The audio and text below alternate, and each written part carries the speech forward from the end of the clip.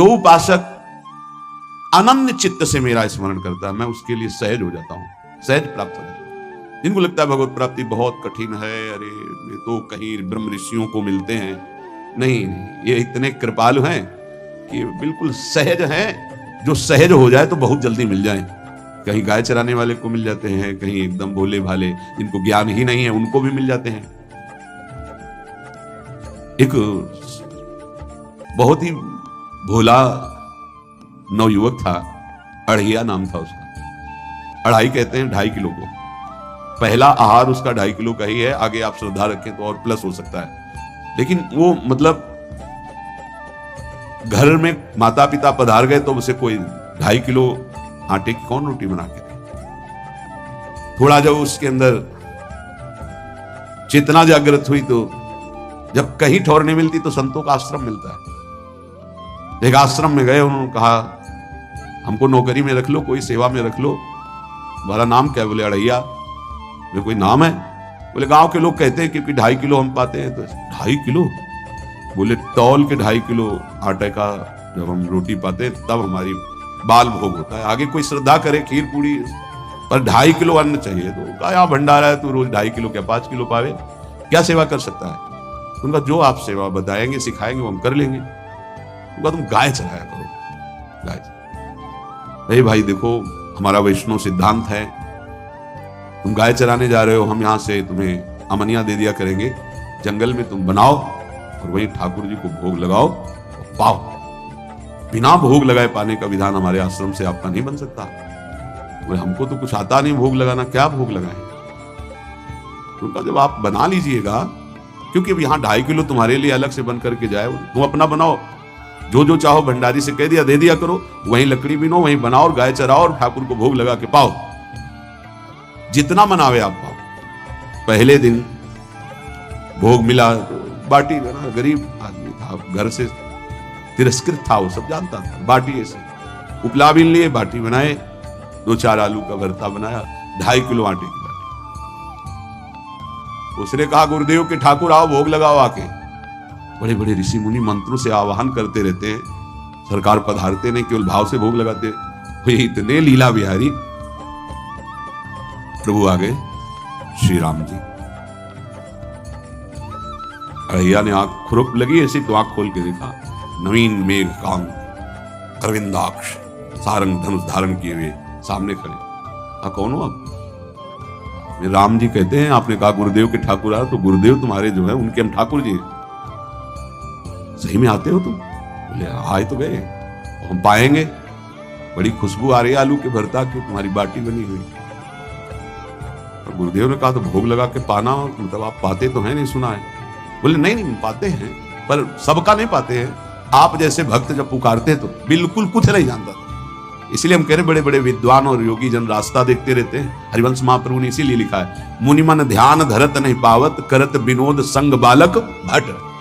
ये विनोद करते प्रकट हो जाते बड़े बड़े मुनियों के जो ध्यान में नहीं आते। काश तो आप हमको ऐसे ही रखोगे, क्योंकि आप आ गए तो आप भी। तो प्रभु ने कहा जब तुम 2.5 किलो पा सकते हो तो हम तो 2.5 मन भी पा सकते हैं। बोले हमको ये पता नहीं था कि गुरुदेव के ठाकुर इतने भूखे रहते, पर आप अलग पत्तल में ले लो, अपने पूरे पत्तल में तुम आपको पाने दें। बोले भोग थोड़े ऐसे लगाया जाता है कि तुम अपना रखो, तुम अपना रखो।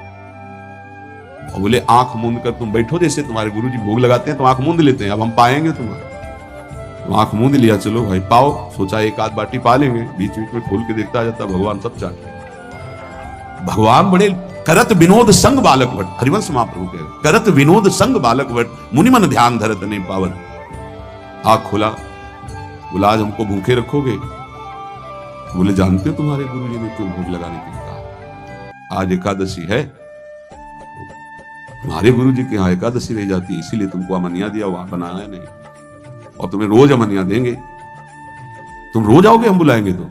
अब आप बुलाओगे रोज तो आएंगे नहीं, हम रोज रोज आएंगे। बोले तो ठीक है, अगली बार से। बोले गुरुजी आपके ठाकुर जी आए थे, हमारी सारी बाटी खा गए हैं, 5 किलो आज से हम ले जाएंगे, 2.5 किलो आपके ठाकुर जी के लिए, 2.5 किलो अपने लिए। बहुत हंसी आई कि वहां कुंतलों का सब भंडारिस का देखो, पूछने की जरूरत नहीं, जितना कह दे दो।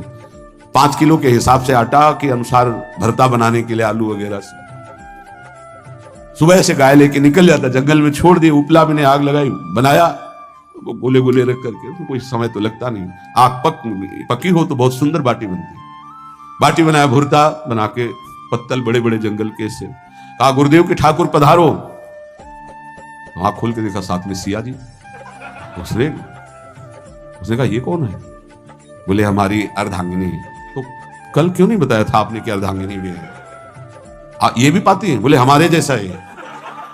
जानकी जी बैठ गई, राम जी बैठ गए, बड़ा सकुच में, पर जानकी जी इतनी करुणा वात्सल्य बरस रही थी कि कुछ बोल नहीं पाया, बस देखा, ऐसे कहा पाओ गुरुदेव के ठाकुर। प्रभु आराम से, सिया जो खूब स्वाद बखान बखान करके पाए, वहां खोल करके देखता आज भी हम 2.5 किलो अपने लिए लाए थे, लेकिन ये दोनों पा गए। गुरुदेव 7.5 किलो। बोले क्यों?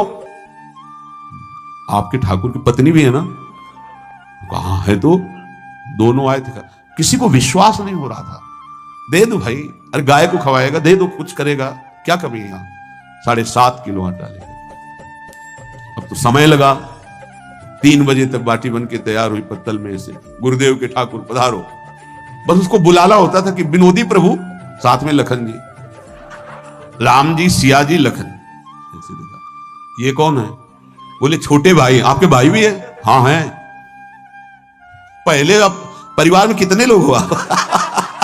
पहले बता देते तो हम वो सब आ जाते हैं। लक्ष्मण जी से कहा बहुत सरल भगत है, नाराज मत होना, चुपचाप पा लो। तीनों बैठे, फिर बेचारा ऐसे रह गया। जब वो चले गए तो पत्तलों में जो किनका रहता था, एक अद्भुत आनंद। अगले दिन गया, बोले गुरुजी 10 किलो आटा चाहिए। 10 किलो क्यों? बोले आपके ठाकुर जी भी आते हैं, उनके ठाकुरायन भी आते हैं, उनके परिवार के भाई भी आते हैं, गोरे गोरे थे वो। कैसे, इसको कैसे अनुभव हो सकता है? सियाराम लखन जी का बहुत हट किया। 10 किलो आटा लिया, बनाया, 4 बज गए, रखा। उस मन में सोच रहा था आपकी संख्या ना बढ़ जाए। कहा गुरुदेव के ठाकुर पधारो। विशाल गदा भयंकर स्वरूप हनुमान जी महाराज बैठे। आंख खोला तो 3 स्वरूप में प्रभु खड़े हुए थे, सियाराम लखन, हनुमान जी चरणों बैठे। पूछा ये कौन है? तो कहा ये हमारे प्रिय सेवक हैं हनुमान जी। एक बार आप अपने पूरे परिवार का, अपने सेवकों का वो आप परीक्षा बना के दे दो, गुरु जी को दे देंगे जाके। हर बार एक बढ़ जाता है तो भगवान मुस्कुराए, हनुमान जी इसका कुछ बोलना मत, बहुत निराला भगत है। बोले पाओ प्रभु। तो पहले सिया राम जी पाए, फिर जो प्रसाद लक्ष्मण जी पाए, फिर हनुमान जी पाए। हनुमान जी सब पूरा बहुत निर्मल भाव से बनाया हुआ और निर्मल भोला भक्त। अगली बार कहा गुरुदेव 5 किलो एक्स्ट्रा में रख दो, 1 नंबर बढ़ता जाता है। आपके पहले ठाकुर जी आए, फिर ठाकुराइन जी आए, फिर उनके भाई आए, फिर इस बार तो बहुत भयानक रूप, गदा लिए हुए, लाल अरुण वर्ण शरीर का प्रकट हो रहा है। जिधर देखो कंचन वर्ण की कांति, मुख में अरुण वर्ण की कांति। हमने पूछा आपके ठाकुर जी से तो उन्होंने कहा कि वो सेवक हैं। तो रोमांच हो रहा था कि क्या सही भगवान करुणा करके इसको दर्शन देते हैं। अब अगली बार अगर ये बात करेगा कि तो फिर अब हम इसकी परीक्षा लेंगे। ले गया इस तरह में, बनाया सब। आओ गुरुदेव। अब तो पता था कोई आने वाला नहीं। गुरुदेव के ठाकुर 2 संख्या बढ़ गई। आंख खोल के देखा, कहा ये कौन है? तो कहा ये हमारे और भाई हैं, इनका नाम भरत है, इनका नाम शत्रुघ्न है। पहले महाराज बता देते ना कि आपके और भाई हैं, हमने कहा था, आपसे प्रार्थना की थी। पाओ, बचे नहीं ना, 2 संख्या ज्यादा। अगली बार गुरुदेव से कहा कि गुरुदेव 20 किलो वाली बोरी में भर दीजिए, अब हम दिन भर बनाएंगे क्योंकि आपके इतने ठाकुर हैं। आज गया लेकर सब ऐसे रख करके पत्तल डाल दिया, कहा गुरुदेव के ठाकुर पधारो। बिल्कुल नहीं बनाया। आ गए प्रभु। कहा कहां? यार तो खुशबू भी नहीं आ रही, ना बाटी की ना भरता की। बोले प्रभु आपके साथ पत्नी है ना, और सेवक भी है, इतने दिन से तो हमारे हाथ का पाए, आज हम पाना चाहते हैं, आप बनाओ, रुचि का बनाओ और पाओ। प्रभु ने सिया जी की तरफ देखा कि अलवेला वक्त। सिया जी ने कहा अनंत सामर्थ्यशाली शक्तियों की स्वामिनी। बोले प्रभु देखो हमने ना उपला बिना ना लकड़ी, आपके सेवक है ना, इनसे बोलो। हनुमान जी से कहा कि आप उपला और लकड़ी इकट्ठा करो, भाई आदेश है भगत का। लक्ष्मण जी चूल्हा जला रहे हैं, व्यवस्था आग की, और सियाजू के आंखों में आंसू भी आ रहे हैं, धुआं भी लग रहा है, पर बना रहे हैं। उसने कहा बनाओ, हम गाय एकत्रित करके आ रहे हैं। वो भागा, वो आश्रम में गया, बोले गुरुदेव आज पूरे परिवार सहित हमने फंसा लिया है आपके ठाकुर को। उनका क्या फंसा लिया है? बोले बड़े ठाकुर, छोटे ठाकुर, सेवक, उनकी पत्नी और 2 भाई उनके, पूरा परिकर, सब बना रहे रोटी बाटी सब। महाराज आप चलो, आपको शंका होती थी आज उनके हाथ कपाए। तो उनको लगा कि पागल आदमी, राम जी, लखन जी, भरत, शत्रुघ्न, सिया जी, हनुमान जी, ये बड़े बड़े योगियों के ध्यान में आने वाले नहीं, ये कैसे एक गंवार आदमी जिसको कभी कोई नाम जपना नहीं आया, कोई ग्रंथ नहीं आया, उसके सामने। पर भगवान की दयालुता पर संशय नहीं करना चाहिए। चल के देखते हैं। जो ही वहां गए, चूंकि निरंतर भजन परायण थे, वहां गए तो पूरा राम दरबार उपस्थित, और बड़ा सुंदर व्यंजन स्वयं जानकी जी बना रहे हैं। प्रभु के चरणों में साष्टांग दंडोत है। कहा प्रभु लीला समझ लीजिए। भगवान ने कहा देखो, जो ज्ञानी भक्त हैं उनके लिए मैं अत्यंत तर्क के द्वारा भी पकड़ में नहीं आता।